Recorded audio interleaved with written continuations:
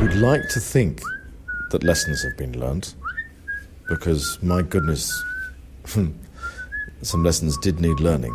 I'm Scott Rouse. I'm a body language expert and analyst, and I train law enforcement in the military in interrogation and body language. Mark? I'm Mark Bowden, expert in human behavior and body language, help people all over the world to stand out, win trust, gain credibility, including leaders of the G7. Chase. Hey, I'm Chase Husted, 20 years in the U.S. military, wrote the #1 best-selling book on behavior profiling, influence, and persuasion. Greg? Greg Hartley. I'm a former Army interrogator, interrogation instructor, resistance interrogation instructor, and I've written 10 books on body language and behavior. Today we're going to talk about Prince Andrew. He's in the news again because of his relationship with Jeffrey Epstein, but mostly because of his relationship with Ghislaine Maxwell, or Ghislaine, however you say her name. Greg, tell us about the videos we're going to see. Yeah, these videos are with Emily Maitlis back in 2019, and this is where he denies a lot of the things that he's now in trouble for, and that has caused him to have all of his titles taken from him. The three things we're going to look at is he says that Epstein was not his friend, which is part of his defense. The second was, I do not sweat. And the third one was, I was in working and could not have been at Tramp's nightclub.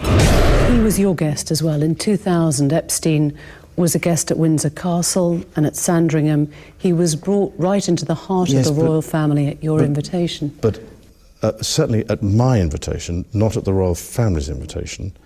But remember that it was his girlfriend that was the key element in this. He was the, as it were, +1 to some extent in that. Chase, what do you got? This video is a classic example of selling instead of telling, and his behavior starts right away with the submissive interjection, trying to get his point across in a submissive way, which this submissive behavior is very outside of his normal baseline. And when he says key element, this is indicative of the phrases somebody writes down or is briefed before a trial or deposition. And you see even more selling when he takes this confused look to share his uncertainty about the definition of a +1, just so he can kind of get some agreement from the other person. And this is backed up with this classic upward tone. And he even does a little of what Greg calls taffy pulling, where he's kind of pulling her along to get some agreement there. And as a quick side note, if anybody's ever hung out with Epstein and then goes on TV and they don't talk about how repulsive that behavior is or how disgusted they are by it, that should be a gigantic red flag all on its own. And that should tell you almost all you need to know. That's all I got. Greg? Yeah, let's start with how poorly his message has aged. In the beginning, this message was about, I'm not Epstein's friend, I'm Ghislaine's friend. Well, she's in prison now, so that didn't age well. And if he thought that was a great defense, he's in trouble for that. He alternates between confusion, that's these muscles in the middle gathering, and request for approval, holding his brow up as he tells a story. And Chase, you're right, he's pulling. He's trying to get that fishing thing going. He's fishing for approval. He makes way too much eye contact. And the reason the taffy pulling thing happens is because you keep your eyes connected and turn your head. It's an odd kind of a request for approval. But yeah, his message certainly didn't age well, and this will be an interesting one. Mark, what do you got? Yeah, so hang on, submissive. I mean, I went on the internet and I saw that it says, if people are getting good eye contact, that means they're pretty positive, they're pretty confident. Well, that's true until it absolutely isn't. And in this case, it absolutely isn't. Chase is absolutely right there, of course. Because if you look at his baseline, what he tends to do in interviews where he's not on the hot plate and he's really able to play that status that he has at this point, which is Vice Admiral, pretty high up in the Royal Navy there, and he's a royal at the same time, is he won't give any eye contact at all while he's listening to other people's questions. He won't give any eye contact at all while he's giving an answer. He'll just flash his eyes now and again to really put an emphasis on specific parts of his answer. Here, he locks a lot of eye contact. Just as Chase says, he takes up space with that but. He's literally fighting for his territory right now. And that's displayed in the way he takes up space with his words and with his eye contact there. He is on the hot plate here, and this is very out of character for him. Scott, what have you got on this one? I agree with you, Mark, wholeheartedly, because what he's doing there at the top is he's using not only the trying to speak to as a regulator, he's using the but he's also he's also got that look of concern on his face. So in a way, he's using his expression and his words as a regulator. Regulators are the things you use to speed up or slow down a conversation or stop them. And those are usually done with your hands and sometimes with your head. But in this case, it's mostly facial expressions and what he's saying at that time. And while he's doing this, his head goes down and starts guarding his neck because he feels, I think, he's under the impression there's going to be some stress here because he's not being honest about this, as we know. And he keeps throwing it. He throws the thing over to, like Greg was saying, over to his girlfriend, Ghislaine, and says he was just a +1 with her. So it's like, and he separates himself from the royal family when he does the illustrator coming in like this, and then he says the royal family makes them bigger and away from him. So he knows he's got to separate himself from them because there's trouble there. He was your guest as well. In 2000, Epstein was a guest at Windsor Castle and at Sandringham. He was brought right into the heart of the royal family at your invitation. But certainly at my invitation, not at the royal family's invitation. But remember that it was his girlfriend that was the key element in this. He was the, as it were, +1 to some extent. All right. You good? Yeah. Do you remember her? No. I have no recollection of ever meeting her. I'm almost, in fact, I'm convinced that I was never in tramps with her. There are a number of things that are wrong with that story. One of which is that I don't know where the bar is in tramps. I don't drink. I don't think I've ever bought a drink in tramps. Whenever I was there. All right, Greg, what do you got? Yeah, you can't miss this one. The blink rate increase, and then he progressively gets more amused with his answer. He's got an answer for this one. And he's got that request for approval, that brow up. I am convinced. Yeah, okay, well, he's navigating. He stutters through the beginning of this thing. I was never in tramp. I don't know where the bar is. I don't think I ever bought a drink when I was at the bar, in effect, is what he's saying. He has emotional eye accessing down to his right when he does break eye contact at one point. And then when he's saying, I don't know where the bar is, look at his forehead. And if you have children, see the kid who spilled the chocolate milk telling you, no, it wasn't me. That is exactly the look right here. Chase, you've got a great chocolate milk story, and this one would be your kid trying to tell you that didn't happen. But you can't miss that, all that self-amusement, but the chin down to protect the throat forces that dewlap of his out, and it's just so noticeable in him. It's hard to pass up. Chase, what do you got? Yeah, let me just touch base on that chin thing. We put our chin down to protect ourselves, and when we're in fear. And keep in mind, this protected our ancestors. So anything that really protected our ancestors gets passed down and coded into our DNA. So that's why we have facial expressions and body language that all kind of matches up unconsciously. So we're seeing this unconscious response to fear here and this upward tone, which I think he's just kind of transferring or selling his uncertainty to the other person. But the biggest thing in this clip is his blink rate. And blink rate refers to how often we're blinking. So we can go from like really slow or not very often to very often quickly. And that's an indicator of stress with a high blink rate. And low blink rate is relaxation or focus. The average in conversation is about 15. And if somebody's really stressed out, their blink rate can be around the 50s.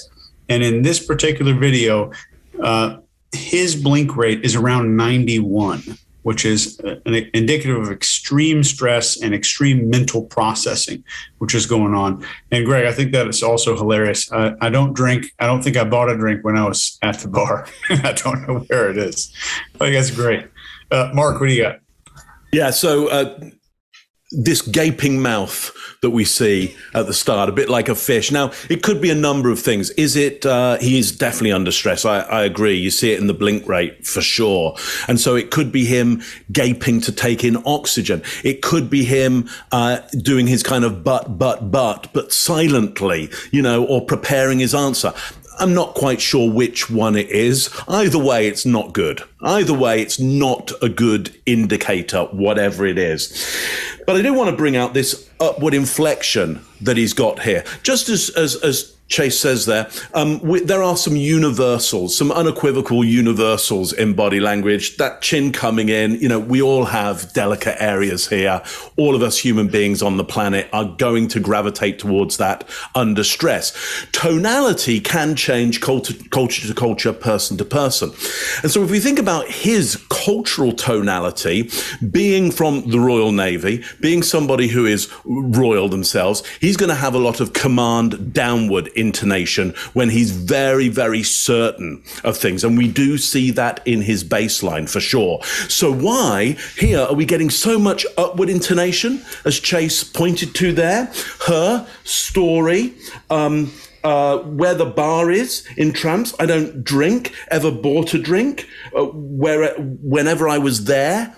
All of those elements that he should be certain of, he's giving upward intonation, which means he's asking for approval or is uncertain himself, looking for buy-in. Again, it could be any one of those or all of those, whatever it is. It's not good and it's way out of his baseline. So I don't like the look of it. Scott, what do you got on this one? This is the reason I hate going last, because everything gets covered. So I'll go back to the beginning of it and do something, just do about how he was talking about things. So the answer to this is no. I never met her. Not no, and then what are called qualifiers, where you add things to make your story more believable because you don't believe it yourself because you know it's not true. Now, the great thing about this interviewer, when he gives an answer, she just waits. She just sits there and keeps looking at it, and then he starts adding things and making him uncomfortable. So he starts adding these qualifiers that really don't mean anything, and he's just digging his hole deeper and deeper and deeper and making it harder to get out. When he says, I've never bought I don't know where the bar is and I've never bought a drink. Mark and we've all talked about this. Mark's been there. It's not too hard to see the bar when you go in that place. Number one. No, that's number two. And then number one, if you've been to this place a lot and you never bought anybody a drink, whether it's a girl or one of your buddies or all your buddies, you're a cheapola. This is a prince. He's got all the money in the whole wide world. He's not bought one drink at this place. Give me a break. I'm not buying that.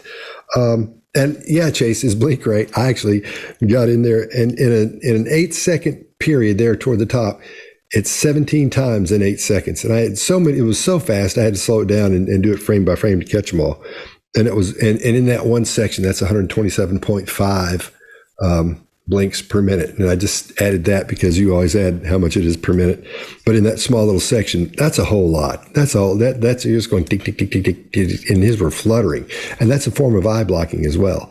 And we look away or we'll block our eyes when for example, you'll see that when people are hearing a joke at work and they're not comfortable with it. And there are people around that will be embarrassed by the joke. You'll see a lot of times cover their eyes, or people will close their eyes. And in this case, we're seeing him do that with this fluttering. I think at the same time, that's a combination of eye blocking and his brain trying to come up with an answer and to make his qualifiers even more shiny as he goes along. Do you remember her? No. I have no recollection of ever meeting her. I'm convinced that I was never in Tramps with her. There are a number of things that are wrong with that story. One of which is that I don't know where the bar is in Tramps. I don't drink. I don't think I've ever bought a drink in Tramps whenever I was there. All right, we good? Yeah. Let's move. She was very specific about that night. Mm-hmm. She described dancing with you and you profusely sweating, and that she went on to have bath, possibly. There's a slight problem with the sweating because I have a peculiar medical condition, which is that I don't sweat or I didn't sweat at the time, and that was, yes, I didn't sweat at the time because I had suffered what I would describe as an overdose of adrenaline in the Falklands War when I was shot at, and I simply it was almost impossible for me to sweat, and it's only because I have done a number of things in the recent past that I'm starting to be able to do that again. So I'm afraid to say that there's a medical condition that says that I didn't do it, so therefore. Wow.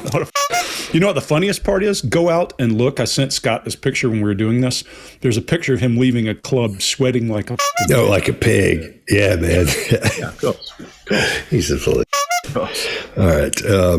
Greg, what do you got? Yeah, this is one of my favorites so far. I don't sweat is his defense. Okay, well, that's easily provable. And then I think he even in the middle of it realizes that is easily provable. So he has to come up with some other reason why he would sweat now that he didn't then. So he goes about navigating and telling you, well, only after taking some action recently. And when he says that, he eye blocks. He eye blocks specifically at that time. In the beginning, he's uncomfortable. His chin's down. And that laugh is not a laugh of confidence. That's a laugh of, uh-oh. And then he thinks he comes up with an answer, swallows a couple of times. That's discomfort. And then he goes down this story about adrenaline. Too much adrenaline caused him to get to this point. Now, I'm going to tell you, I talk about SEER a lot. In my SEER days, we have pushed people to adrenal fatigue to the point that they ball up in the floor. I never saw anybody lose the ability to sweat as a result of that. Maybe I wasn't mean enough. Don't know. But this is suspicious on the medical field side. Never mind, just you can tell that he's not telling the truth. All those clusters go together. You don't trust this. Mark, what do you got?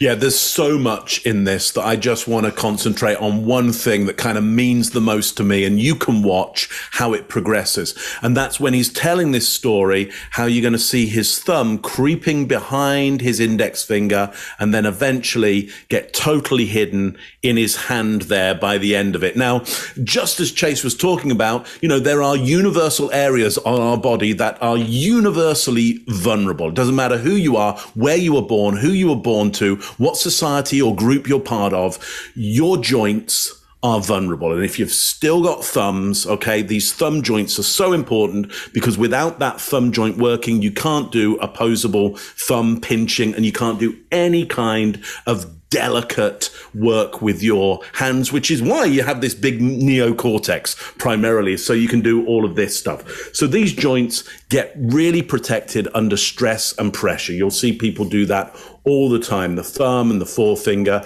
keeping those covered up. He does this beautifully in that. And that alone, for me, because of the way it progresses, is a huge indicator that this story he is utterly unconfident around. Scott, what do you got on this one? All right, I agree with you 100%. At the beginning, he uses his hand, again, as a regulator, then as a barrier, as he's trying to shut. She doesn't even get to finish the question. He tries to shut her down. And it takes him 14 seconds to get to the part where he has a condition where he can't sweat. But, And so my dad's a doctor. And I asked him, I said, hey, what disease is it? What has happened where you don't sweat? What are the situations where that comes up? And he said, heat stroke. Once you have heat stroke, you sweat out as much as you can sweat out, and you're not going to be able to sweat anymore. I said, what else is there? And he said, nothing I can think of. I said, what about you have a big adrenaline dump? What happens at that point? He said, no, that's not going to do it either.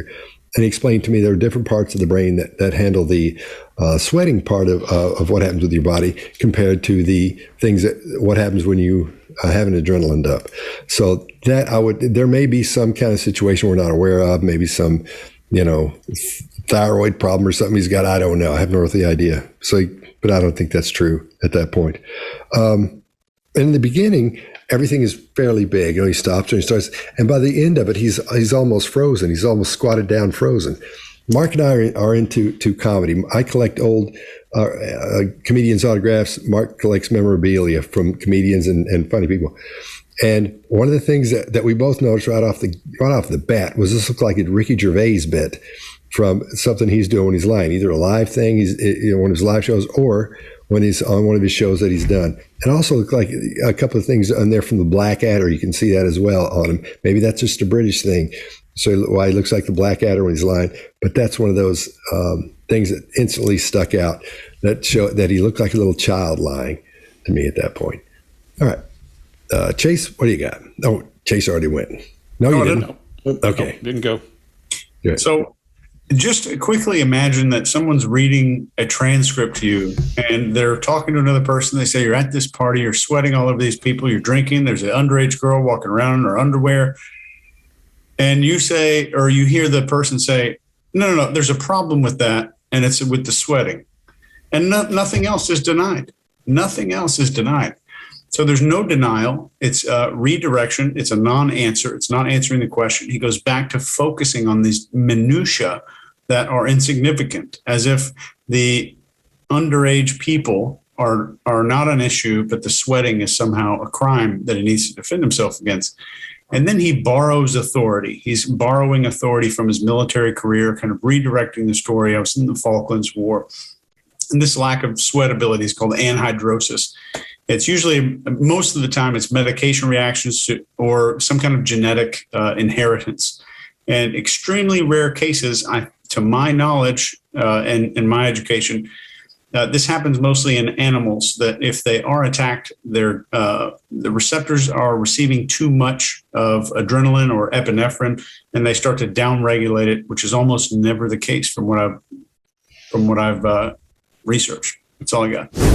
She was very specific about that night. She described dancing with you and you profusely sweating, and that she went on to have bath, possibly. There's a slight problem with the sweating because I have a peculiar medical condition, which is that I don't sweat, or I didn't sweat at the time, and that was yes, I didn't sweat at the time because I had suffered what I would describe as an overdose of adrenaline in the Falklands War when I was shot at. And I simply, it was almost impossible for me to sweat. And it's only because I have done a number of things in the recent past that I'm starting to be able to do that again. So I'm afraid to say that there's a medical condition that says that I didn't do it, so therefore. Oh no, I think Greg froze. He froze. Check it out.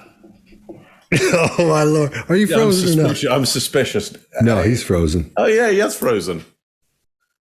Should we wait on him? Oh, let's go around and come back to him. We'll just look at him. So it's his turn. All right, so let's throw it around the room and we'll all wrap it up. And we'll go with Mark, Chase, and Greg. Mark, what do you got? Yeah, the biggest thing for me is that this is totally outside of his authority behavior baseline. So he's, as Greg might say, on the griddle here. This is a real worm on the griddle for him, though you might see still some levels of authority compared to how he'd normally be. Totally outside the baseline. That alone means something's going on here outside of the ordinary for him. Chase. Yeah, this whole video is about a sales pitch, and it's not about facts. It's not about, there's no certainty and there's no denials here that are confident or firm denials. And anytime we're watching any video, one of the first things I look at is that person's level of control over themselves in that interview. That's the first thing I personally look for. How in control of themselves are they? And we see he is wildly out of control because he's wildly separated from his normal behavior. Greg? Yeah, I think, Mark, he missed his chance to be credible by simply not saying that never happened. That's all he had to say and move on to the next topic, not try to over-explain. And you can see, even when we are using this interview as a baseline, the deviations we see from it. When it gets a hot topic, you can see the difference. You see that chin protection. That's pretty universal. We talk about very few things being universal, but then you see him using a little bit of chaff and redirect and lots of other ways to avoid answering the question. It surely looks like deception. Scott, what do you have? Yeah, it's a great example of a bad attempt at lying because he goes through every cue you can just about nail in deception we're seeing him here. And in our regular video, and the one that this is like 2 hours long, we have a version of this. Go watch that; you'll see everything in it. But in this, we're just hitting some hot spots. But it's a great example of someone who's being deceptive, and we know he's being deceptive at this point. And I think it's just a great example all around for that. All right, I think this is a good one, fellas, and we'll see you next time. Thanks, Bill.